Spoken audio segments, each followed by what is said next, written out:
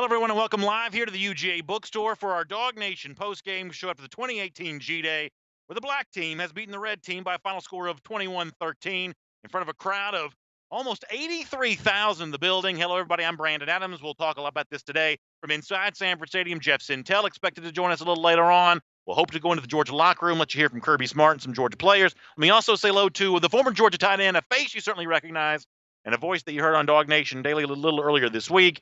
It is former Georgia tight end Jeb Blazevich here on our DawgNation postgame show. First of all, Jeb, let me say welcome to our broadcast. This is your first time being here, and I personally could not be more thrilled to have you. Thanks so much for your time here today. Yeah, I appreciate it. This is going to be a lot of fun. I'm really looking forward to doing this and being able to talk about the dogs now that I'm a has-been. I don't know if has-been is the right description there, and obviously we will talk a lot about what happened on the field today. But there are a couple things I want to sort of get out of the way about you before we get there. First of all, you mentioned jokingly being a has-been. As you told me before the show started, yeah, you know what? When you were a tight end on the team, really just a few weeks ago, a couple of months ago, now the eligibility up, the new 2018 version of Georgia taking the field. A little weird watching your team playing without you today. There's no doubt. It's so easy to forget what those guys are feeling and what you're feeling in the moment. I remember last year I had a knee sprain, so I couldn't even participate. Okay. But 2 years ago, it was, man, you're beat up, you're going through. I mean, it is a grind. It's basically camp for, a month or two. And it's easy to, show up and you feel fresh and you're like, man, those guys are feeling fresh and all that stuff. But it's definitely surreal being out there, seeing those boys out there. I want to be out there with them. And then one more thing before we kind of dive into today's game. Boy, what a cool moment it was between the first and second quarter when you and all your other seniors, I believe I also saw Roquan Smith on the field with you guys as well, but the departing players from the 2017 team were honored, and the SEC championship rings were put on display. Now, we won't be able to see that up close and personal, but it's big enough. You can probably see it from your living room wherever you are. How about that piece of hardware right there? How proud is it for you to know that you're finally in a Georgia uniform? You leave holding on to that kind of ring, which your great-grandchildren, your great-great-grandchildren, they're going to pull this out and say, this belonged to my great-granddaddy right here. That's a great, great artifact to hold on to for the rest of your life, is it not? I tell you what, I mean, it means a lot being a part of, the university, the program, but it even means more knowing the guys that, we sweat with, we worked with, and the guys that we lived with that went into this. I'm definitely going to cherish those memories and just the relationships that come with it. We've already got a lot of comments coming in. I want to read a lot of these. We'll hear from Jeff Sintel a little bit later on as well on the recruiting angle. Of course, we're also live here at the UGA bookstore. It's always our home away for home from events like this. Let me begin with this, if you don't mind, though, because, for me, I think when the nation kind of tunes in and when they sort of pay attention to what happened on G-Day today, the action between the white lines obviously going to get a lot of attention. Right. But the fact that Georgia packed in another full house, now not 93K this time because of the West End Zone construction that's going on, but every bit of the 82+ thousand. I think the official announced attendance was 184. Clearly more than 82,000. The 600 level up the top, that was full. But, the entire, sort of lower bowl, the mid-level, that was full. How about this showing by UGA fans here today? I've already heard some fans talking about this. What an amazing show of support by Georgia fans. I'll tell you what, if they weren't doing the renovation on the West End Zone, it would be even more than that. We would have another packed house here, in Sanford Stadium, how it should be. And this is something you don't see everywhere. I mean, this is huge for recruiting. This is huge for the players. It just brings that feel, that excitement of the fall back to the spring. It gives you more of a motivation. It gives the fans something more to care about. It's just it's just electric. On Facebook Live, Marshall Fleming says Jeb Blazevich is a DGD. Cody Anderson also pointing out the fact that I got some sun. I was telling Jeb this before the show started. I guess this is me kind of continuing my streak. I want to say it's probably been 8, 9, 10 G-days in a row that I've showed up here with my pale white skin and walked out a very nice crimson hue here. I did get a little sunburn here once again. I mean, it looks good. The red shirt kind of accentuates that. The skin color, but you wear it well. I'll say that. I do appreciate that. People also talking a lot about the quarterbacks. We're going to get into a lot of that on our broadcast here today. But for Georgia fans, this was that continuation of what got started in South Bend a year ago. Kirby Smart on the NBC broadcast making a point to congratulate Georgia fans for making that trip. You referenced Pasadena before, being out there where it's tens upon tens of thousands of Georgia fans. Pretty clearly, this is a, DawgNation fan base here. It's made a huge name for itself in terms of giving your team, it was you last year, it's these guys this year, giving you guys support that's really unrivaled right now in all of college football. There's no doubt. I mean, I can't begin to express the advantage that you have when you show up to an opposing stadium and there's more of your color than the other color. When you see more red and white and black than anybody else, I mean, it is just unreal. And the fact that our fans will not only travel, but they'll spend the money to, stay there for a few nights, enjoy the experience, and have an awesome time while they're doing it. You can't describe it. We have won games. Sam Pittman has said it before, but we have won games simply because of our fans. All right, that is Jeb Blazevich. My name is Brandon Adams. This is our DawgNation post-game show. We are live here at the UGA Bookstore. It's our home away from home during the season. And if you've never been to the UGA Bookstore, you can find them online at ugabookstore.com. And we're up here on the second floor, and we love to have folks come by and see us if you're on your way outside of Sanford Stadium. But down there on the first floor, you've got a massive, massive collection of UGA apparel, the finest from Tommy Bahama, Columbia Sportswear. You've got the UGA 10 line from Peter Millar, the Nike stuff like the coaches and players wear. It's all right there for you at the UGA Bookstore. You can find them online at ugabookstore.com. We'll hear from Jeff coming up here in just a couple of minutes. Let me get some comments before we get there. A lot's being said about these two quarterbacks right now. Kurt Nemechek saying Jake Fromm going to be just fine after, he's going to be the year-long starter. What Kurt says here in the comment section is a bit of a reference to, it is a couple of picks for Jake Fromm today. Could have been a third at one point in time, but doesn't Jeb some of this just sort of play in the fact that there is almost an inherent advantage that the defense has in a game like this? Yeah, there's no doubt. The offense, they're going out. Everybody in the nation is watching this. I mean, whether you're playing them week 1 or week 10, you still go back and watch some of the film. Maybe they throw in a little wrinkle in spring ball that could come up in a regular season game. Because of that, offense is going straight bread and butter. I mean, it's going to be the most basic offense that the defense has seen for a few years now. So basically what you have is an offense doing the same things that they've always done against the same people for I don't know how many practices. It gets old. It gets monotonous. You still need to do it. You still need to sharpen that axe. However, the defense is going to know what plays you're running. Yeah. If they're running inside, if they're running the Ohio, the inside, they've seen that hundreds of thousands of times. They're going to plug the gaps. That just is what it is. And the offense, I'm not making excuses for Jake Fromm here. I mean, obviously Fromm himself doesn't want to throw picks, but I also saw Fromm full season last year. I know what he's all about when it comes to, pressure-packed moments. He certainly proved himself there. And this is also, I guess, an element where, you've got opposing teams checking in on these TV feeds. They're going to get that. They may even get their hand on, some other, form of game film here.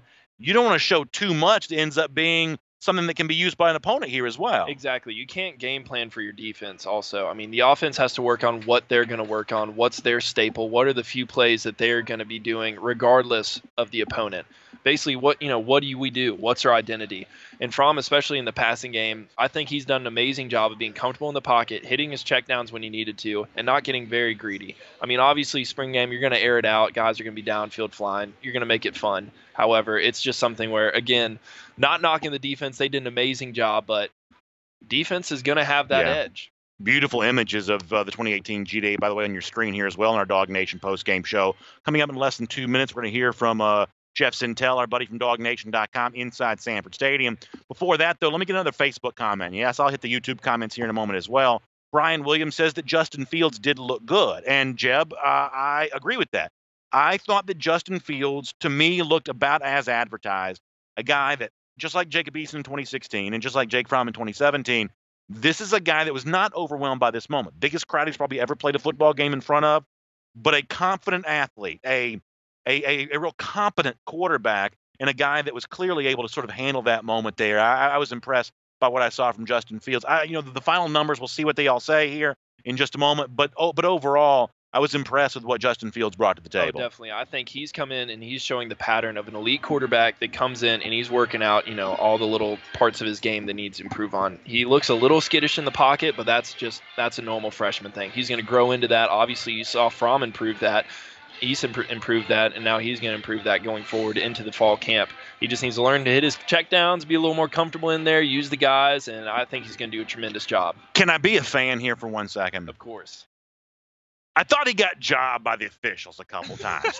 Listen, there are a couple times. This is no disrespect to Devontae Wyatt. It's no disrespect to the other guy. I'm trying to remember who else got the sack there on that.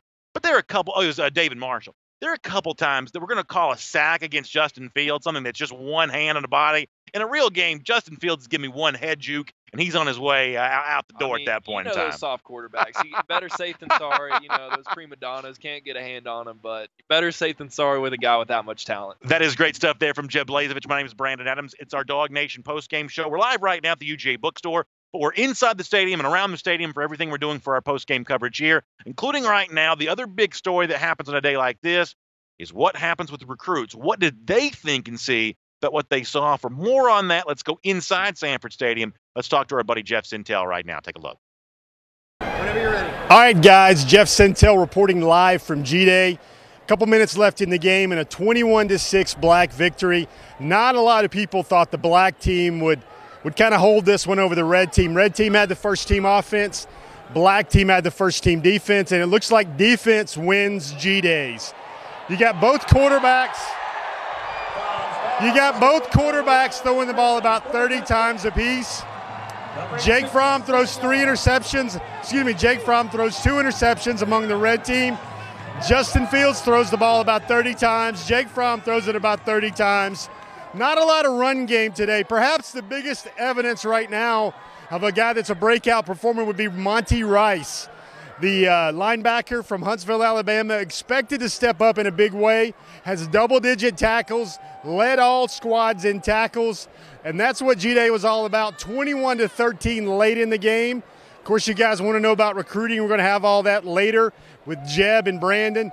Clay Webb was here, the five-star commitments. Nolan Smith and Jaden Hazelwood was here. Big surprise of the day was five-star IMG running back Trey Sanders. Huge visit there for Georgia, nation's #1 running back. Saw lots of guys getting really happy. Of course, Brian Brzee, the nation's #1 overall prospect for 2020, was here. Big crowd. It was announced as 82,000 and some change. Saw a lot of 7-on-7. Didn't see a whole lot of run game. Maybe about 8 carries apiece for Elijah Holyfield, Prather Hudson, and also Brian Herrion. Lots of people showed up. It was a different dog walk going down Zellmiller Drive, coming down the opposite side of the stadium. And guys, spring practice is over. We'll talk about it all in the bookstore coming up right now with Brandon and Jeb. So good stuff there from Jeff Sintel inside Sanford Stadium. By the way, don't forget, we hope to have Jeff Sintel with us here on our DawgNation post-game show live from the UGA bookstore in just a matter of minutes. We'll also hope to go into our locker room and hear from Georgia coach Kirby Smart and some of the Georgia players. But Jeb Blazevich, by the way, speaking of players, one of the names you hear Jeff Sintel mentioned right there is Monty Rice. Now, I don't have to tell you the potentially crucial that Monty Rice could play for this Georgia team this season. There is a need to replace a Butkus Award winner. And Roquan Smith is a load to try to replace. But Monty Rice, who showed flashes in his freshman season a year ago of maybe being able to be that guy. Nice to hear some accolades for Rice coming off the G-Day performance today. But pretty important player when you start thinking about those real games that take place later on this fall. Exactly. I think he does a great job of just being a football player. He loves football. He loves to learn it. He loves to play it, and you can just see the passion when he's on the field. I think that's crucial. It's how he's been practicing. It's how he played in a few games. And here's the thing. He doesn't need to be Roquan. He can't be a Roquan. I mean, maybe one day, but next season, he doesn't need to do that. He just needs to do his job as best as he can, and then from there going forward, just continue to progress and buy in. I think that's what he's going to be able to do. And in fairness to him, he's not the only one who's going to be sort of tasked with that challenge, because as Kirby Smart has said a million times, and this sounds like coach speak, but in this case, it's probably true that you can't replace Roquan Smith for right now with just one guy. Now, future, incoming freshmen like Channing Tindall may be great, and, Quay Walker may have his time in the sun, but in the immediate, you're not going to replace what Roquan provided with just one guy. It is Monty Rice. It is hopefully a Natrez Patrick returning into the fold here. I mean, those are the guys, almost like a committee of guys that sort of fill that void in the middle of this linebacking core. And that's the thing. They shouldn't want to be Roquan Smith. They all have different abilities and talents, and just they click different. They tick different. It's something where they shouldn't try to do things exactly as Roquan did it, as he did it. They ought to do it the best way that they know that they can do it. because that's all that they can do. They ought to be the best player that they can be, and I think that's going to be their key stepping forward. Not trying to fill shoes or be somebody else, but be their own man going forward at linebacker. Jay Harwell says that Jeb Blazevich nailed it. The defense had the advantage of knowing what was coming today. Lots of routes jumped, leading to drops and interceptions. And there's also some debate about, Jake Fromm doing what he's doing against the number one offense with the number one offensive line and number one personnel. Justin Fields with that number two offense, but also playing with against the number two defense. How much do you change the evaluation of Fromm with more experienced teammates playing against the more experienced defense? Does that impact your evaluation of these two quarterbacks at all at that point? I think it's hard to compare directly because we're trying to become a program, and I think we're on the right steps there where there's not a huge drop-off between ones and twos. Ones and twos should be battling out week to week to make, day to day even, who's going to be the most talented guy. That being said, there's a lot of inexperience. There's a lot of new guys out there, and I think it's just hard in general because of the defense, because of maybe the guys they're running with, maybe because of also just the experience of throwing to these guys that's going to set some people back. That being said, no excuses. You got to do what you got to do. Before we get more comments, let me talk about what else was also, I thought, a pretty good day for the Georgia defense overall. We mentioned sacks, coming for Devontae Wyatt here today. David Marshall gets in a sack.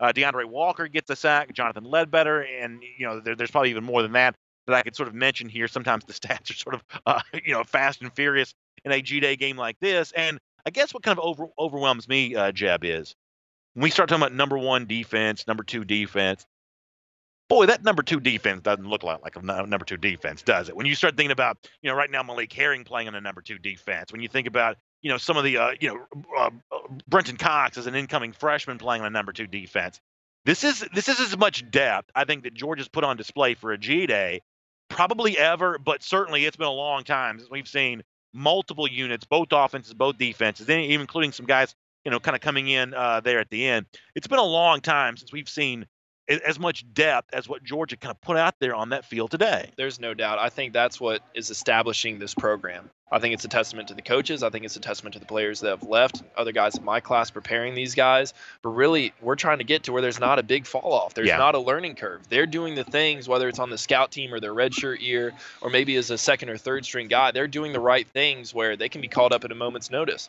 Because perfect example, our starting quarterback. Right. Before Before the season, it was Jacob Eason was he was basically God on earth. He was the former Gatorade Player of the Year coming into high school. Exactly. One knee injury. Everybody forgot about him. It's forget that guy on with the next. And I think people are starting to realize that's kind of how it is. You need to be ready to go at a moment's notice because you never know when your number is going to get called. And when it does, you never know the opportunity that's going to set you up. That's former tight end Jeb Blazevich. My name's Brandon Adams. This is our DawgNation postgame show live from the UGA bookstore. A couple programming notes. We're going to talk more about Justin Fields here coming up in a couple of minutes. We'll also go live to the Georgia locker room to hopefully have a chance to hear from Georgia coach Kirby Smart, some of the Georgia players. While we're talking about how the defense fared against the offense today, let me get a couple other notes here that I sort of jotted down, get some thoughts from you on that. It looked like and we debated this on DawgNation Daily earlier this week, that getting tight ends involved was something that Georgia tried to do today. First catch of the game, Isaac Nada comes up with it. Charlie Warner's targeted a couple times here. Jackson Harris was at least targeted by Justin Fields. He may have caught a pass too. Yeah. You had tight ends getting involved today. So as I've told you before, Jeb, your position, that's something that fans have a lot of questions about. Today, it'll be interesting to see how the overall numbers end up looking here. But tight ends were given a chance to get involved here today. Oh, there's no doubt. Once again, I'm going to go back to just, I guess, the limits of the offense that they're able to do today. I mean, they can't really put in certain routes for the tight ends or scheme a certain way for the defense. What I did see was a lot of bread and butter routes. I mean, you saw the digs, the drags. You just saw a lot of checkdowns. However, it's something where I believe going forward they're going to need to use those guys, but it's not going to be, hey, I'm going to tell you to run the same routes we've been telling you to do. It's going to have to change something up. We can't just run off people all game or just be a 5-yard check down. I think in order to get them truly involved, if that's what's needed, they're going to need to put in some things where maybe it's like a little bang route, or maybe it's something, more over the ball where they have more freedom to get to their spot and be able to sit in a zone, but have more flexibility on getting there. That being said, whatever works for the offense, that's what you need to do. Getting the tight end the ball is not the number one priority. The number one priority is getting the ball to the end zone. And last year worked well without it. Obviously, I wish I had the ball in my hands a lot more, the rest of those guys, but whatever works. I thought the most interesting personnel decision that I saw today, especially given what had been going on during practice, think that left guard is a big battle right now. Solomon Kinley, who is a load. That is a big guy. But Kendall Baker's got some experience. It sounded like heading into G-Day that Solomon Kinley was getting some of those #1 reps at left guard. Today, it's Kendall Baker who does get the start. Kinley working there at left guard fairly early in the game there. But, I look at Andrew Thomas as a rock-solid left tackle right now. I think that Isaiah Wilson on the right side as a tackle is a very interesting prospect.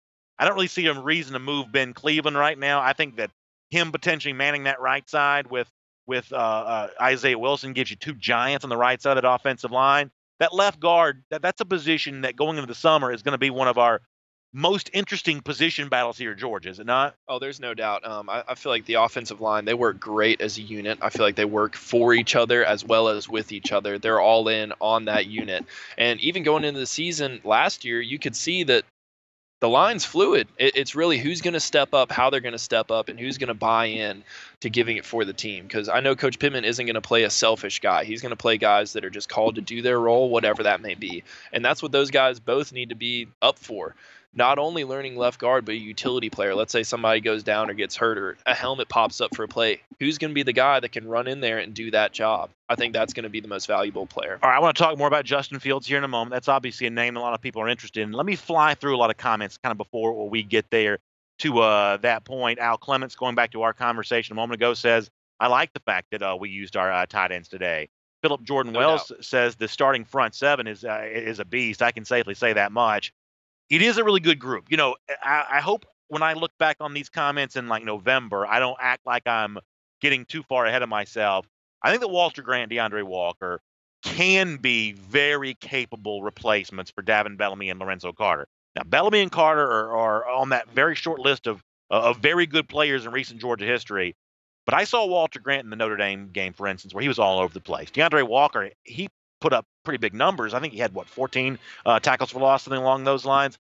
I see Walker and Grant as potentially very good replacements, as good as you could hope for Bellamy and Carter. I'll tell you what, the talent is there, the want to is there.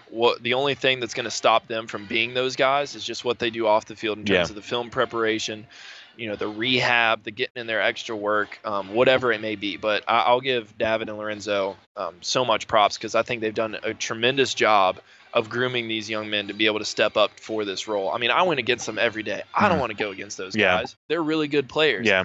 They're ready for this. And it sounds like in Walter Grant's case, he may actually do some of what Lorenzo Carter did a year ago, which is, at least based on what we've seen in practice, which is play some as that nickel, that sort of fifth defensive back. It's also still like having a third linebacker in the field. Carter seemingly was good at that a year ago, and Walter Grant, a little bit of a similar body style, certainly, pretty good athleticism. He may be called upon in that role maybe a little bit as well. It's almost a problem when you're so good at a wide range of things where you can't just pinpoint, say, he's definitely this or definitely that. But I think what the coaches are going to do a great job of and what they've done in the past is taking that, the jack of all trades and putting him where he's successful, saying, hey, you're good at all these things. Let's keep you out there. So then the offense doesn't know, all right, are they in nickel? Are they in, 4 down, 3 down, odd, even all that kind of stuff? What's happening? That's what he's going to be great at. Monica Dunn says, so glad Justin Fields didn't have those freshman happy feet. And I don't know, some of these guys, Jeb, they are just a different breed, and that Fields has been famous for a while, right? I mean, shows like this, we were talking about Justin Fields 2 years ago, and he's just now making his, college debut. I think there is sort of that athletic swagger that comes the way of a guy like that who's been used to being good here now for a while. Now, everybody gets humbled eventually in the college game. No doubt.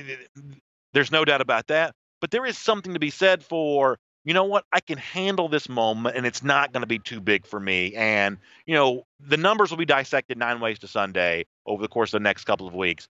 But Fields clearly wasn't overwhelmed today. Yeah, there's no doubt. I think especially that position, you need a cool-headed guy. I think that's why Eason Fromm and now he is starting to show that they've done an amazing job at that just because there's one of them. I mean, I'm one of, 4 great tight ends last year, and now there's 3 amazing guys with 2 other guys coming in. It's something where quarterback, you're the quarterback, you're the jersey that everybody wears. But I think the number one thing that will help you just be relaxed and understand it's a game. First of all, I know I would go in, I'm a child of God, I'm a son, I'm a fiance now, I'm a brother, I'm a friend. football player comes after all that stuff. Mhm. And when you have that identity about yourself and you don't let this hype get to you, that's when you understand I can play my best when I stop caring the most. Yeah. And it's like it's priorities. Yeah. And I think he did a great job of that, whether he's doing it that way or just he's a darn good quarterback. I think he showed that today. We're going to hear from Kirby Smart here in a moment on our DawgNation post-game show from his post-game press conference. That's Jeb Blazevich. My name is Brandon Adams. Let me get a little bit more from Justin Fields before we get there. And a year ago, you and your teammates saw Jake Fromm in a similar position. You saw Jacob East in a similar position in 2016. You know, is there that sense of let me think about the best way to say this, where you It's always expect the next one up. yeah, kinda expect a thing, lot. or- Expect a lot from them. Is there that skepticism on the part of players where you're saying, "Let's see if this kid really is as good as advertised"? I mean, as guys who've been on the roster, how do you approach someone like that that's gotten a lot of hype and gotten a lot of attention?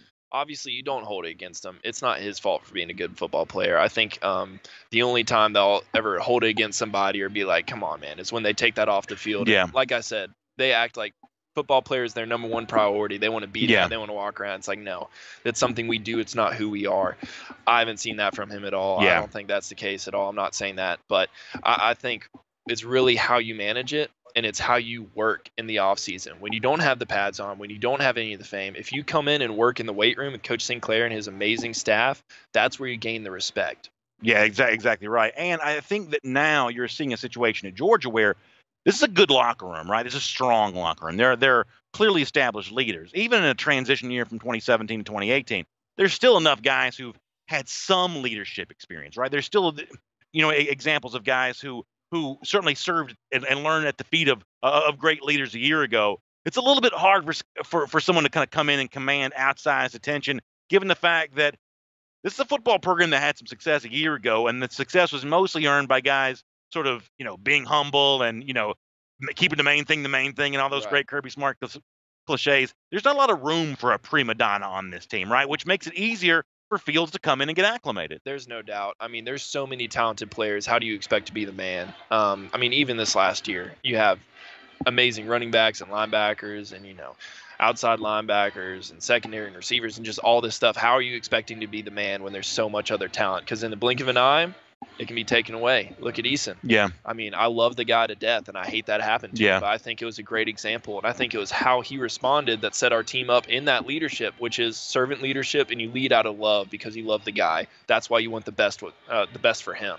If you are on your way over to see the UGA bookstore, we'd love to see you, but we'd also love to show off all the great apparel they have here, whether it be the Tommy Bahama, the exclusive line of Peter Millar UGA 10, and I love wearing that. I wear that stuff around. You see me wearing that on DawgNation Daily a lot. It's the Nike coaches stuff. It's Vineyard Vines. It's all these sort of exclusive makers who've made some really cool Georgia gear, and it is all for sale here for you at the UGA bookstore. Find them online if you've never seen it before, UGAbookstore.com. And if you're in the campus area here, come on by and see us. We'll keep the DawgNation postgame show rolling here. We're going to hear from Jeff Sintel a little bit later on. Again, he'll be here with us live on set here at the UGA bookstore. But for now, though, let's hear from Georgia coach Kirby Smart in the locker room, in his press conference, his first thoughts on what he saw from both sides of his team, the red team, the black team here today.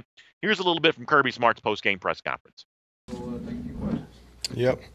First off, what an awesome atmosphere. I mean, I think we say that every year, but I certainly think that was an incredible atmosphere. I tell you, the new pathway that we had to go for the dog walk was really neat. It was in a lot more shaded area. We thought there were tons of people there lining it, and I know our players really enjoyed it, and I really just want to thank our fans for being out there that early. It's probably a little warmer than I anticipated, but I thought they were awesome. Great crowd. To see Sony and Nick walk out before it, to see the seniors honored for the season they had. I thought that was really cool and neat. As far as the game, I thought there were parts of it that were sloppy. Some of that for the game is by design. I know y'all will never believe it. Everybody will ask me about the rushing yards and do we have a rushing problem. But if you didn't watch that game closely, you realize that there was not an intent to rush the ball a bunch, in which we think that we have the capabilities of doing that, but that's not the purpose of our spring game. Is to throw the ball, catch the ball, gain confidence in the passing game. We want to run it some. And I thought that the black defense did a really good job of creating turnovers, although two of them were gifts, but we got more turnovers today than we had gotten really all spring. And some of the red guys started to bow their neck. I thought Monty played good and did some good things defensively. But I'm really proud of the way the guys competed all spring. They came out in a great atmosphere today. We had some young guys bust stuff left and right, and I'm almost so glad they did, because now we get to teach from it. And when we go back and we have to do it for real the next time, they'll have a little less butterflies. Because I don't know how many of you have suited up and played in front of a crowd like that, but there are butterflies involved in that. Let's get those butterflies out of the way, and I thought they did a good job of that. I thought Stetson came in and had some productive drives. We think Stetson's a competitive kid. He brings us a little different mobility in there, and he gets out of the pocket and moves around, and he made some good throws. So with that, I'll open it up. Kirby, you played in this game. You were an assistant in this game. For years, this game had 15 to 20,000, 35 to 40,000 fans. In your 3 years, it's averaged over 80,000. What is the result of that? I mean, is it the impact in recruiting? Why do you think the crowds are so much bigger now, since this has been an event that's been going on for years? I just think that people like Georgia football. I mean, why, when you have an opportunity on this nice spring day to come to Athens, I know I'd be dying to come if I lived anywhere in the state or in a 5-hour radius. Get out of the house, get the kids out of the house, come watch a game and see the new guys out there, see who the new faces are. I think some of it's recruiting, but I just think people enjoy football in Georgia, and they want to come watch it. And I'm glad they do, because the impact that it has on recruiting, I can't tell you how many recruits are out there going, oh my gosh, I can't believe this. I just can't get over it. But it's the norm here. It's the way it should be. I mean, we've got a great fan base, and they turn out for it, and we try to put a good product out there for them and make it a good, entertaining game. And sometimes it is, sometimes it isn't. Probably to throw it and mention about the quarterbacks and the receivers, how do you evaluate that today? Sloppy at times. You know, we had a couple drops. Thought both quarterbacks, their receivers had some drops, but we're trying to gain confidence. We're trying to get those guys to get through those drops, push through those. You know, it was a big obstacle for Jason Stanley to get some confidence catching the ball. He caught some, then he dropped some. You know, Riley had come, I thought he could have caught. Obviously, Elijah had some. I mean, several guys had a few of those. But that's good for our DBs, because our DBs are getting the ball thrown on them, and it's really competitive out there, and I enjoy watching those guys compete. I really thought that both quarterbacks managed the huddle, because that's what I look for, is what are they calling? Are they calling the right signal? Are they fixing guys that are broke? Are they saying the right thing in the huddle? Are they being positive when something bad happens? You know, Elijah drops the ball. I'm mad at him. I'm frustrated with him. But Jake's, hey, we'll get the next one. You know, I mean, it takes that to get a young player to go where you want him to go, and I thought he and Justin did a good job of that. Coach, to follow up on that, I mean, whether it be Matt Landers catching the end zone or some significant production from Tyler Simmons and J.J. Hall, I mean, what can you say about those receivers going into their second year? Like, what type of things did you see from them? What I saw most of spring ball. You know, every time I talk to y'all, I talk about the receivers being a little ahead, and I think that showed really from the standpoint of those development guys. I think Tyler Simmons this spring has taken, man, he's a lot of strides, and I think it comes from confidence in special teams. J.J. Holloman has taken strides. It's like those two guys, Matt Landers a little bit, they've really like grown up. And I throw Jason in that, because Jason's not youthful like them, but he gained confidence through special teams. So those wideouts gained confidence all spring. That was very typical of what happened in practice a lot of times. They're hungry. They want to play. So they know to get in front of Miko, Terry, and Riley, what do I got to do? I got to go compete and go catch the ball. And I thought those guys did a good job, really good job of being competitive and doing that. And they're probably a little bit ahead of, you know, our DBs are a little bit more drained. So It's one thing to replace production, but also replacing leadership. Have you seen that already, or is that something you just continue to look for all the way up to the season? Yeah, I mean, you never stop with leadership. I mean, we lost a huge void, but it'll never be, even if we didn't lose a huge void, we'd be trying to replace leadership. I think any team you have, you lose leadership. But these kids have embraced it. You know, we're not where we need to be from a leadership standpoint. I mean, if you said, hey, are you there? No, we're not even close. We've got to develop that throughout May, summer, conditioning. We have to push the envelope with how are we going to get guys to confront and demand other guys. And we're not where we need to be. And you know what? They got to learn from some of the examples those other guys set, because those other guys were pretty remarkable now when it comes to leadership. They made our job as coaches easier. What about the 3 picks on the red offense? 2 of them with Jake specifically held by Nicole. What did you see on those plays in particular? You disappointed? I thought one of them, the one with to Bake, and we had a coverage on 2 trap. He threw the ball. He had 2 rushers in his face. He threw it a little high, and Bake was there. The other one, he and the receiver not on the same page. The dog route didn't make a great decision, but one of them was a really good play by Bake. I give him credit in the overthrow. The other one wasn't as much. But I do think that our one defense is obviously way ahead of the 2 defense, and we got better players out there. Today was the first time I thought we had a little bit of continuity on the one defense with some rhythm. Really hasn't been like that much all spring from a continuity standpoint. But I'll say this, Poole was playing both ways. So not many people noticed, but he's flipping back and forth jerseys because we were down guys, and he did a nice job. He didn't have a lot of mental errors, and for him to make that pick, that was a big confidence booster for him. Coach, what would you say your goals were for the team coming into the spring, and now that it's over, how would you say you're going to keep those goals? Yeah, I think anytime you attack a spring, we were targeting special teams. We wanted to improve our special teams and not be complacent because we thought we were really good last year. So we developed some more receivers that could play on teams for us. The next thing, defense, we wanted to make. So you hear Georgia plays. coach Kirby Smart there from the underneath the stadium there at Sanford Stadium near the Georgia locker room in the post-game press conference as the black team does beat the red team today, 21-13. Jeff Sentell has joined us here on set with former Georgia tight end Jeb Blazevich on our DawgNation post-game show. My name is Brandon Adams. We're live here at the UGA Bookstore. Check them out online at UGABookstore.com and find your great next UGA apparel choice right here from the UGA Bookstore. A couple things there from what Kirby Smart had to say, guys, that I thought was interesting. Jeb, let me start with this. Kirby Smart almost, expecting people to sort of make a statement about maybe lack of rushing yards, maybe an overall sloppiness, maybe to the offense. Kirby even used the word sloppy at one point in time. But as he pointed out, their intent here today was not to run the ball. And I love Kirby Smart's very matter-of-fact tone on this.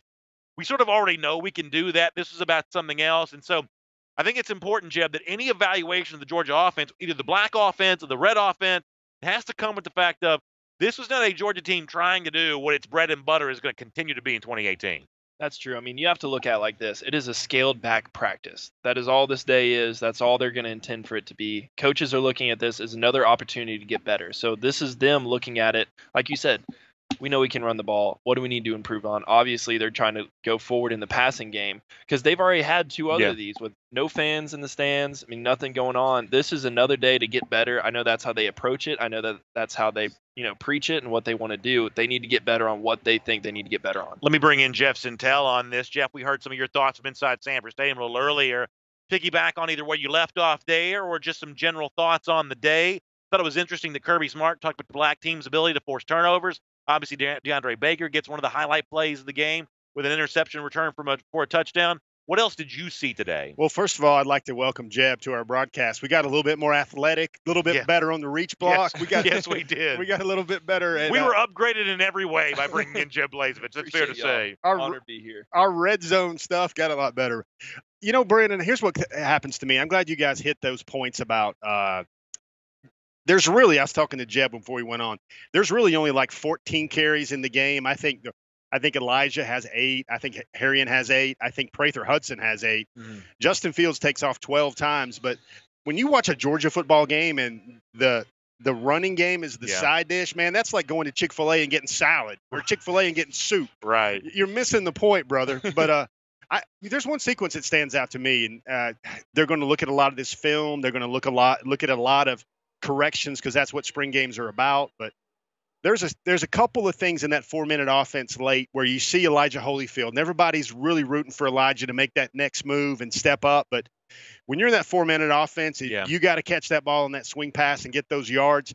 He's got to make those plays. I'm sure nobody's harder on himself right now about that than Elijah, but that's how Georgia's going to try to use him. And if it was a little bit of a stigma for him coming out of high school at Woodward Academy, and I'm sure the coaches will look at that. He'll get that jugs machines going. He'll get that tennis balls going. But Georgia is a competitive program because they're going to find somebody that can catch that ball out of flat. On the flip side of that, I'll be interesting to see if Kirby Smart actually backed this up after he's had a chance to watch the film. He'll have certainly a more critical analysis than I'm going to provide. I thought some of those 2017 defensive back signees had some decent moments in coverage day. I thought that Eric Stokes at one point in time on a long route, showed some physicality in some of those 2-minute situations. That's some of those guys who we're sort of waiting to see in a Georgia uniform. I think we saw them kind of be physical with those receivers. This was a secondary, Jeb, that had been challenged by Kirby Smart coming into G-Day. And I think in a lot of ways, some of these guys did sort of step up and answer the bell. You mentioned It's not the first scrimmage. There have been two. This was the first in front of fans, and some of those guys rose to the occasion in front of fans today. Oh, there's no doubt. I think that's something that they need to continue to develop on, because when it comes down to it, the guys are athletic enough to do it. Now, the problem is, are they athletic enough to overcome some mental errors and maybe a misread? And that's the thing that they are going to be able to study and practice and do on their own all throughout summer, and then especially going in, to fall camp. Just learn the nuances of the game that they might not get without the live bullets of playing like they have for these 3 scrimmages and against everybody else for the remainder of the spring. Jeff Centel, Jake Perez on Facebook Live says J.J. Holloman had a heck of a play today. Really, I counted a couple of those moments where Holloman, much like G-Day a year ago, Holloman looked pretty good. If I'm guessing, Jeff, I'm going to say that Holloman is a part of this wide receiver core here in 2018. I think there's a spot on the field for him. Not maybe as one of the first 3, but one of those 4 or 5 rotational guys. I think the Holloman's on the field some this fall. Yeah, and that whole wide receiver core, Brandon, is going to be a really hot button issue, because I think a lot of Georgia fans are looking for like a guy like Jason Stanley to really make that curve. We've been hearing about him a lot, is like, can he be more than that special teams ace? Can he be the guy that moves into, because he's got all the physical tools in the world. He's fast. He's going to flash a lot of speed. He's tough. He's a great blocker. But I mean, that's something where you keep hearing Jason Stanley, oh, he's coming on. And I think everybody will focus on that ball. I guess Fromm put it on his fingertips early in the game, and then the very next play, a bad throw. I think DeAndre makes a play on a tip ball, and then that's a pick 6 by Baker. But I just want to see that offensive, the receiver core they're going to have to find somebody that, Godwin's going to give you what he does. You're going to got McCole, you got Riley Ridley, who overcame, like he got the breath knocked out of him on that end zone play right there. There's going to be some wide receivers there. There's going to be a chance for a wide receiver to flash there and become that guy, because they got to fill the shoes of a Javon Wims. Somebody's got to make those 50-50 balls in practice, catch those in the games. So we are obviously, as Al Clement, some others have asked, any news on recruiting? We're going to do a lot of recruiting stuff with Jeff before we're done here. I know y'all want to hear that. Let me deal with some of the other stuff from the game here for a moment. Jeb Blazevich, comment coming in here from Richard Bruton on Facebook Live, who says that Justin Fields looked really quick to take off running today. For me, I didn't see that instinctive run as much. What I saw from him were a couple design runs here today, and a guy that more than anything was just trying to keep a play alive. And Jeff, I will tell you what I told Jeb a moment ago. I thought Fields got robbed a couple times by the officials today. A couple things got flagged for sacks that are not going to be sacked during the season. But overall, I did not see a guy leaning on his running ability too much. I saw some design runs. I saw a scrambling quarterback keeping a play alive with his feet, which is one of the reasons why he's so valuable. But I didn't see a guy too instinctive with his run calls today. No, definitely. I saw him step up in the pocket a few times where you can see, especially when other young guys get into that position, they're going to try to roll out and get the edge. That's there in high school that's not here in college. I think he did an amazing job of stepping up, pushing where he needed to push, and a few times he's, obviously stood back there until failure where he got sacked. And I think you have to trust your receivers. You have to trust the offensive line, and eventually you're going to have to roll out. But I saw him. I think working with Fromm helps a lot, because Fromm is really good at staying in there to the bitter end. And I see him progressing towards that. I think as Fromm is a leader, he's going to do a great job. And would y'all allow me here for a moment? I've obviously got a lot I want to hear from both of y'all, but I want to kind of weigh in on a subject that I am seeing a lot of in the comment section here today. And listen, all three of us have sort of different levels of expertise. Nobody knows recruiting better than Jeff. Jeb Blazevich played on last year's Georgia team. That's an incredible line to have on your resume.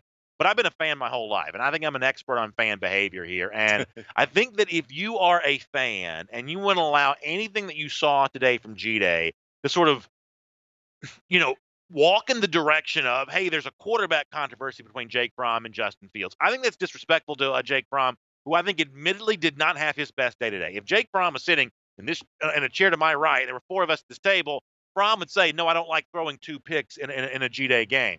But Fromm also proved himself over the course of a full season. Now, I think that George is actually in a pretty good situation, and then it has 2 good quarterbacks, because I think that Justin Fields proved today that, if you got to play him this fall, you're not in too bad a shape there. But for Jeb and Jeff both here, let's not let any kind of events from G-Day, if you're a fan, turn this into some sort of quarterback controversy, because as of right now, there isn't one. And I'll say this. Fromm's not the shiny new toy. He's not the guy that's been brought up and he's finally in the spotlight. Now he's finally a Georgia Bulldog. He doesn't have that, and I feel like that's the problem with fans and people just in general getting deep here. The grass is always greener. No, the grass is greener where you water it, and Jake Fromm is being watered at Georgia. He's going to be better this next season. He's going to be better going into summer, going into this camp, because I know how he works, and I know how bad he wants it, and he is probably going to dream about those picks now. I mean, the dude's crazy. He can't let stuff go in terms of how he needs to fix it and get after it. But then you see him out there, and he does let it go, and it's on to the next play. It's a bizarre thing. I think he's doing a great job, and I got full faith in him. Well, first of all, this is a reporter in me coming out. We've got Jeb here. Jeb, what was your takeaway? What did you see out of last year's team coming out of a G-Day, and especially what Fromm did? And, you know, Jacob was the incumbent starter. I think he had a 6 for 14 line.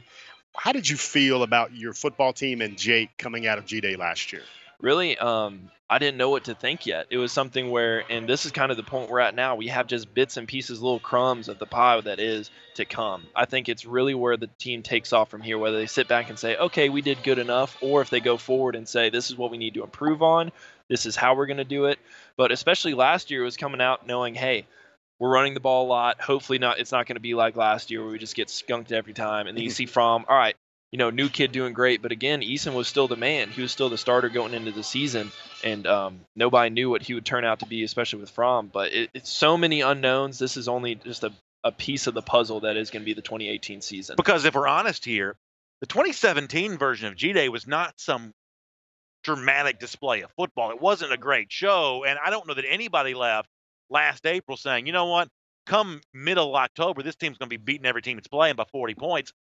I don't know that we would have thought that based on the 2017 We G-Day. were all skeptical, even on the team, and we didn't know what was going to happen. All we knew is we had to get to work, and that's what worked. We didn't know, hey, we're definitely going to go to the national championship game. Nobody can say that for sure. That was our goal. That was our dream. But we didn't put that on a pedestal and only focus on that. We worried about the steps in front of us to get there, and I think that's what makes great teams great teams. You're worried about tomorrow. You're not worried about next season and trying to figure out what it's going to be like. You're just like, hey, I got to work out tomorrow. Let me focus on that. I got practice the next day. Focus on that, so on and so forth. Snowballs, championships. By the way, Jeff, Sintel Chad Clark in our Facebook comment section says that Jeb Blazevich makes you and I both sound a little smarter. So maybe we need to keep Jeb around a little bit more because I need somebody to make me sound smarter. I can promise you that. I think it's the opposite. I tell you what's funny, and this is just human nature. I'm sitting here, and Jeb's making great takes, inside the locker room takes, and he's flashing his hands, and I see that ring just kind of behind me. Yeah, we talked about this earlier. Don't think I don't have my eyes all over that I'm thing. getting a little workout here. Yeah, I needed exactly. one, so it's good. You know, Brandon, I want to say one thing. You Please. know, I'm gonna do this. I'm gonna give somebody. I'll find a T-shirt somewhere in the prize vaults or whatever.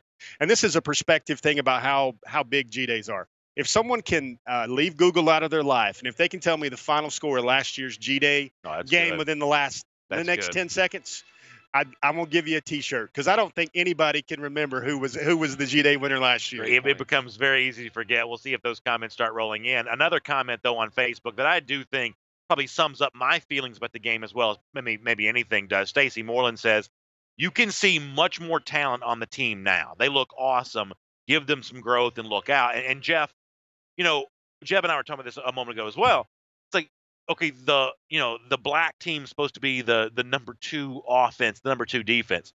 It doesn't look like a number 2 really anything. I mean, you know, if that number 2 defense, if you didn't know it was the number 2 defense, when you see Malik Herring and guys like that, Brenton Cox, sort of operating as sort of a number 2, defense in that regard, that's not really what that really looks like, right? Or I'm sorry, whatever team they were on. But you know what my point here is, when you look even at the number 2s, you don't see what you think of as a typical SEC number 2. You see more depth than that has ever been put forth on any G-Day. You got a guy like Notori Johnson, who's a second-team offensive lineman. Right. And here's the hardest parts about spring games is because really you got skeleton rosters. The seniors are gone. The freshmen aren't there yet. Some people are like banged up. So you really, once you start seeing that too deep, you see a little bit of holes, especially on a roster that's not a championship caliber roster. And those holes are getting smaller and smaller for this Georgia team. And for me, my big takeaway is watching this game. Everybody's going to ask about recruits. I'll tell you what, the most important recruits I saw were those 17 that were honored at halftime for the nation's number 1 class. I saw 2 tight ends. They look like they're at least 6 feet, 7 inches tall. Yeah. They look like they were about 240, 250. Jamari Salyer, I know, who's a guy that was told to lose a lot of weight, being in around 330. He looks to me like he's right around 330 and ready to play some ball this fall. By the way, not to be critical, But for those of you that were in the game, in the stadium, you know what I'm about to say here, or at least you're going to know this after I say it.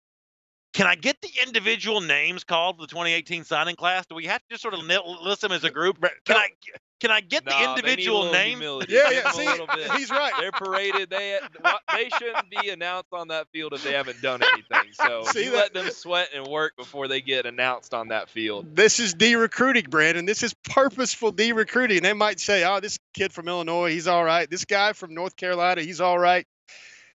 They're Georgia Bulldogs now. They're no longer recruits, and I know they're still family, but they got a ways to go before they're honored. I like that from the former player. I mean, I bet Jeb has a very PC way to say this, but when those freshmen come in, you were treated like, hey, buddy, you got to earn something, and that's probably what you do when these young pups come in too, right? I mean, that's the thing. Everybody is so inviting. It's such a big family. I was like, man, am I going to get hazed? Like, I was worried. I didn't know what was going to happen. Yeah. No, your family, as soon as you walk in.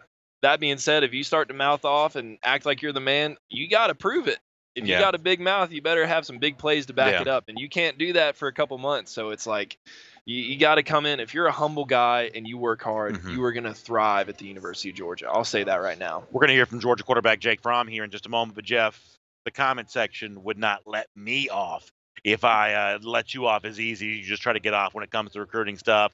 Can you tell us anything you saw today? If I'm not mistaken, I believe I saw Jaden Hazelwood patrolling the sidelines there this afternoon. That's obviously a bit of an eye-opener. Fans, interested in him coming off what has been a little bit of rumored, visits to other places here. Other takeaways from you for what you saw from the interactions with UGA recruits here today? Because I'm already getting people in the comment section saying, Jeff knows something. You can tell by the look on his face here. People get into the body language thing with you and stuff like this. So I serve at their will here, and they've asked me to push you a little harder. So let me push it a little harder. Well, the funny thing is, we teased on the show this week that there would be old Jeff kept a couple of surprises in his back pocket a little bit. Yeah. I don't know if you saw, didn't show up on our list, but did you see 5-star running back Trey Sanders that was in the house today? How about that from IMG Academy? Nation's #1 running back. And you saw that look from Dell McGee that make you think, oh my gosh, is this dude going to recruit another 5-star running back, another Nation's #1 running back? Trey Sanders was there. He's really tight with Nolan Smith out of IMG Academy. You saw Clay Webb. I know. Now, guys, Clay Webb has been to Alabama the last 2 weekends. They had A-Day today, but he came to G-Day today. He was at G-Day last year, too. Let's remember that. That's not nothing. Yeah. Same day as Alabama A-Day. Now, Clay Webb's obviously that's a big mountain for Georgia to climb here because, when you come to an elite offensive lineman from Alabama, Alabama seems to get right of first refusal there. But to have him on campus for G-Day on the same day as A-Day, like I said, that's at least going to raise at least one eyebrow, is it not? And you saw, like, a lot of the names that we did put out there that were coming. Trevon Walker, he looked very happy to be in red and black today. 6'5", 265-pound defensive tackle who is a state champion basketball player, averaged, 14 points, 15 rebounds. Yeah, you should watch this guy play basketball. Trevon Walker, getting up and blocking shots. As a defensive tackle, he shows you that athleticism in the basketball floor. It's a pretty good-looking prospect. That's a good thing. And that's a guy that can play a 3 technique, a 5 technique, and that's the guy. His high school team has won something like 64 games in a row, back-to-back state championships. You see a lot of players. Like an interesting player or two you saw was Cal Hamilton was, again, looking quite chummy. And, Brandon, let me tell you this. This is something that just makes your heart beat with recruiting. Georgia takes all the alphas there at midfield. And there's some laughing, there's some slapping going on. And in the middle of all that would be Sony Michel and Nick Chubb. And they're just talking, and you could see the looks in players' eyes. I guess that ring is dazzling in their faces as well. And, I mean, sometimes when you have Nick and Sony talking, I don't know how much recruiting you need to do in terms of you having a good time. They're telling stories. They got those guffaw laughs on their faces like there's some gut busting going on right there. And you don't need to call them up tomorrow and say, hey, how was that unofficial visit going? The looks on the face tell the whole story. And Jeff, for you on, Nick and Sony, you obviously know in a very different way than we do as having watched them on fields, but they certainly seem to be in very good moods today, whether it be the trading of the jerseys. You saw Nick wearing the #1 around, Sony wearing the number 27 around. They were sort of enjoying it. At least it seemed to me their first moment as ex-players on a field in Athens, they seem to be enjoying that pretty well. Oh, there's no doubt. I mean, those are great guys. They definitely earn the right to be able to relax for a second, enjoy it, take it all in. Because before this, every time they were on the field, it was showtime, it was game face, it was, war paints on. So I'm happy they finally got to enjoy it and just enjoy each other's company and be able to hang out with old has-beens like me. That's what I wanted to ask you about, because you observe people in my job, and I saw all those 2017 SEC champions. They were there and they were watching. And it kind of looked, you guys were feeling something, watching Georgia Bulldogs play, watching people get after it between the hedges, and that wasn't you anymore. I'm sure that had to tug it. I'll tell you right now, it was really weird. You definitely, you miss having it. And like I said, you forget all the bad and you only focus on the good. I mean, there's nothing better than a game day or a G day or anything, like even a scrimmage in Athens. You forget about all the days that banged up their bodies, so they're walking in, limping in with all this stuff, fighting through.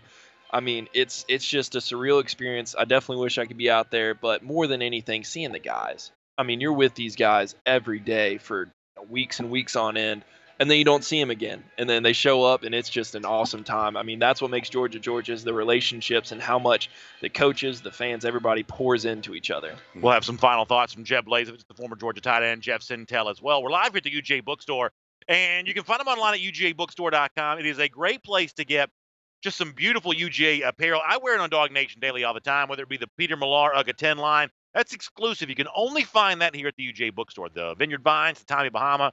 Boy, great time right now, heading into the late spring and summer. You get some of that Tommy Bahama UGA stuff here at the UGA Bookstore. The Nike stuff, like the coaches and players wear, it's all down there on the first floor at the UGA Bookstore. So it's our home away from home when we're in Athens. And when you come to a Georgia game or just come to Athens, it's a great place to do some really good shopping for some Georgia apparel. A guy who's decked out in Georgia apparel and always looking good is Georgia quarterback Jake Fromm. After the game in the locker room, DawgNation was there to get some thoughts from him about his performance in his second G-Day. Here is Jake Fromm.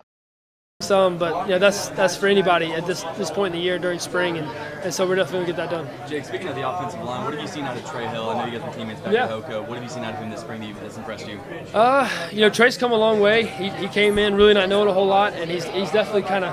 I remember kind of in practice 1 and 2 having a lot of MAs, messing up, but now he's getting a lot better. He's learning. He's taking it in. Obviously he's a kind of a physical specimen. He's got the biggest legs on a human being I've ever seen. But Trey's awesome. He's doing well, and excited to see where he's going. Jake, were you there at the 93K day as a recruit? Yep. And what kind of impact does that atmosphere have on a high school kid looking at a school? It's incredible. Once again, thank you to all the Dog fans that came out. Today was an awesome atmosphere. I think it definitely helps with recruiting. This is a spring game. There's not too many atmospheres like this in the country where you have some of the best fans come out and support you during a spring game. So I think it's super important for recruiting-wise to kind of guys come in and see, hey, this is what this fan base is all about, and kind of come out and support you. And you just, at the end of the day, it makes you feel good. You want to go out and you want to play good for these guys and give it all for the state of Georgia. What's your overall feeling coming out of camp? It's always good to have your fans behind you.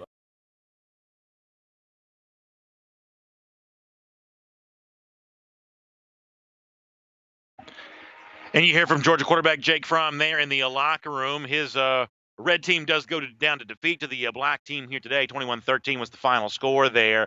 But what I like, Jeb Blazevich, about Jake Fromm is what he says about Justin Fields. Now that he's in the position of starting quarterback with Fields chasing him, is virtually identical to what he said a year ago, or at least, before he entered University of Georgia, when he was the hunter chasing after the incumbent starter Jacob Eason. He's a guy, and you heard him say it right there. Fields and Fromm are friends, still a competition. Competition makes the entire team better.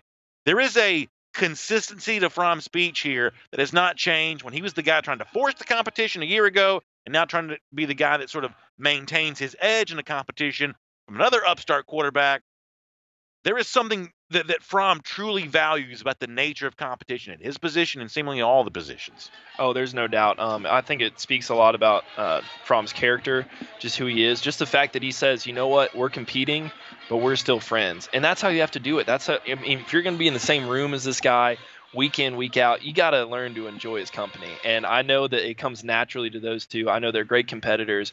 I know that they're great friends, and they're just they're just teammates. They're going to be the teammates. They're going to love one another as they push each other, just the same way that Eason set that precedence when Fromm came in, beat him out.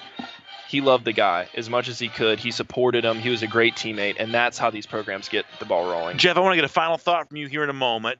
Jeb Blazevich, one more question for you, though, if you don't mind. So what happens now?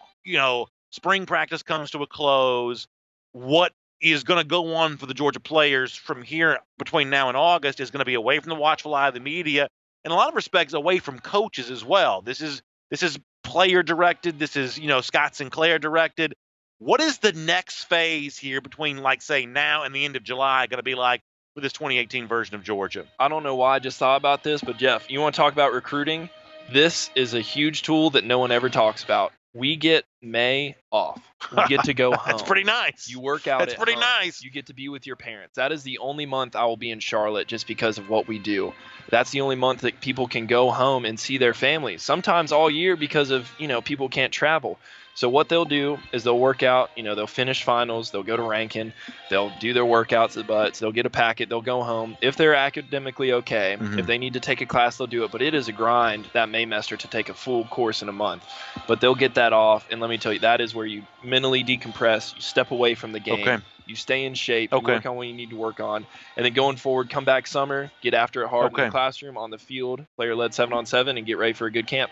Jeff, how about some final thoughts from you here? Well, I guess, the timeline's going to – the running diatribe for the next 3 months is probably a preview of the quarterbacks. And, we have kind of a guy that's an expert on Georgia football a little bit in between us. And what do you see as maybe the next areas where Jake can get better? What you saw as a freshman, what do you think are the next strides for him as he gets better for Georgia? What do you see the areas he can get better at? It's hard because he's already taken so many steps week to week, day to day during the season. I think just continue to do what he does. I think to be more of a team leader opposed to just offensively. He had his hand on the offense a good bit, still with Nick and Sony being the more vocal guys as the team. But he needs to take the team by the reins and be able to go and just express himself. He has great thoughts, great ideas. He knows what to do. He does it right. He does the right thing all the time. So just share that with the team and hold them more accountable. What do you think maybe is and this is my last one, Brandon, what do you think is, in your mind, in your eyes, the biggest question mark for this team where they have to get better to have another successful 2018? What do you look at there? I think the biggest question to them and the challenge to them is, will you work? Will you go through the terrible practices, the hard practices? In the heat of summer, too, by the way. In the heat of summer, too. And come out on the other side and say that's worth it. Because I know for a lot of guys it's easy. When you get a little sugar, you want to sit back and get fat, but you need to keep going and keep pushing forward because that's where we got where we were. We worked hard, especially Tuesday, Wednesday, full pads, get it on all season. That's where you need to get after it. And this summer is going to be a big question mark. How hard will they push each other with the coaches not being able to be out there? How hard will they buy in and say, you know what? I might not have all the free time. I can't do all the fun trips after class and after workouts. I might need to come and stay and do extra. Will you work? Quick final thought from me. Obviously, there's a fixation on the quarterbacks. Jake Fromm's a big star. Justin Fields is an emerging big star. We can't help but be interested in what both those guys did today and what they're going to both do here over the course of the summer heading in the fall. But to pay too much attention to the quarterbacks at the expense of what else happened today, I believe is a mistake. I think the overall takeaway for 2018 G-Day for Georgia is a massive commercial that advertised a growing brand of Georgia football on ESPN with more than 82,000 people in the building and as talented a roster as Georgia's able to ever produced. This was an incredible display, maybe not always the prettiest football, but on a grand scale, Georgia football's never looked bigger, never looked better than it looks right now. And I, for one, cannot wait to see where all this heads in the fall of 2018. Jeb Blazevich, thanks so much for being with us. Jeff Sintel, thanks for coming over here after being in the locker room.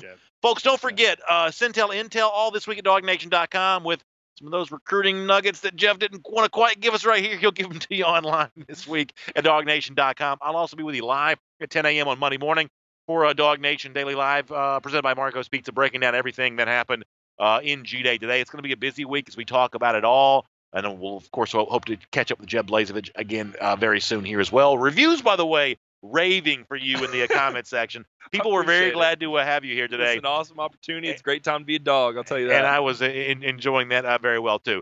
Don't forget, you saw part of the Jake Fromm stuff. We'll have more player interviews up on the DawgNation video channels, including the DawgNation Facebook page. The entirety of the Kirby Smart Press Conference can also be found on the DawgNation Facebook page, DawgNation YouTube also on that. So make sure you read the stuff at DawgNation.com and go to the video channels to get more of the locker room and press conference interviews. I'll see you Monday morning. Thanks for being with us. Let me say goodbye here from UGA Bookstore. For Jeb Blazevich and Jeff Sintel, thanks for making the 2018 version of G-Day a ton of fun for us. We'll talk to you again soon.